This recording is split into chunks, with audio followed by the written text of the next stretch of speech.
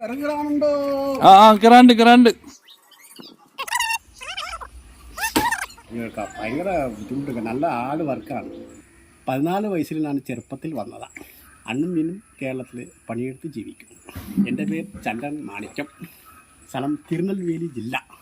പാട്ട് പാടി ഉറങ്ങാൻ താമരക്കി പൈതലേ.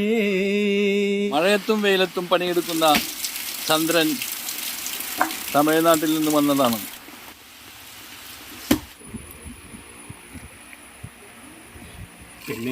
പിന്നെ കനകല്ലേ കണ്ണ് തരികല്ലേ.